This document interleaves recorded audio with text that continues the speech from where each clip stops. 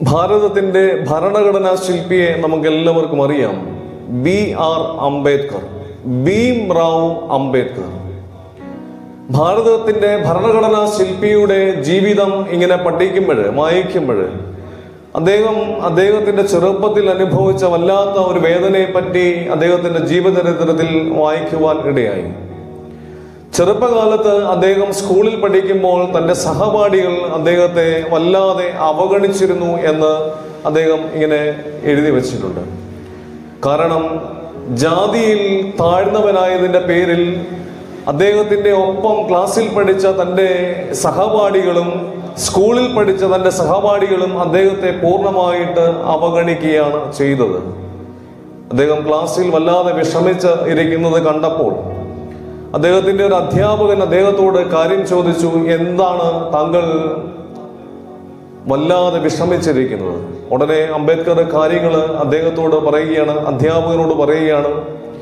ഈ കാര്യങ്ങളെല്ലാം അധ്യാപകൻ കേട്ടതിന് ശേഷം ആ സ്കൂളിൽ നിന്ന് പഠിച്ചിറങ്ങുന്നത് വരെ തന്നെ ചേർത്ത് പിടിച്ച ഒരു അധ്യാപകനായി അദ്ദേഹം മാറ്റപ്പെടുകയാണ്. ഭീംറാവു എന്നാണ് അദ്ദേഹത്തിന്റെ ബാല്യകാലത്തെ നാമം.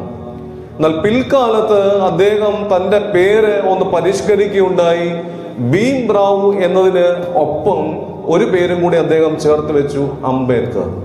ഇത് നമ്മൾ വിചാരിക്കും അദ്ദേഹത്തിന്റെ പിതാവിൻ്റെയോ കുടുംബത്തിലെ ആരെങ്കിലും ഒക്കെയോ പേരാണ് എന്ന്. സത്യത്തിൽ ഇത് ആ ചെറുപ്പകാലത്ത് അദ്ദേഹത്തെ സ്കൂളിൽ പഠിപ്പിക്കുകയും വല്ലാത്ത വേദനയുടെ സമയത്ത് തന്നെ ചേർത്ത് പിടിക്കുകയും ചെയ്യുന്ന അധ്യാപകന്റെ പേരാണ് അദ്ദേഹം പിൽക്കാലത്ത് തൻ്റെ പേരിന്റെ ഒപ്പം ഇങ്ങനെ ചേർത്ത് വെച്ചത്. പ്രിയപ്പെട്ടവരെ, അധ്യാപനം എന്ന് പറഞ്ഞു കഴിഞ്ഞാൽ ജീവിതത്തിൽ ഇരുട്ടിലായവരെ പ്രകാശത്തിലേക്ക് നയിക്കുകയും ജീവിതത്തിൽ കരയുന്നവരെയും ജീവിതത്തിൽ നൊമ്പരപ്പെടുന്നവരെയും ചേർത്ത് പിടിക്കുകയും ചെയ്യുന്ന ഒരു വല്ലാത്ത അനുഭവമാണ് എന്ന് കൃത്യമായിട്ട് ചില അധ്യാപകരൊക്കെ നമുക്ക് പകർന്നു തരാറുണ്ട്. അതുകൊണ്ട് പ്രിയപ്പെട്ട സഹോദരങ്ങളെ, അധ്യാപനം എന്ന് പറയുന്നത് ശുശ്രൂഷയേക്കാൾ ഉപരിയായിട്ട് ഒരു വല്ലാത്ത സമർപ്പണമായി, ഗുരുത്വത്തിന്റെ മഹത്വമേറിയ ശുശ്രൂഷയായിട്ട് ഈ കാലഘട്ടത്തിൽ മാറേണ്ടത്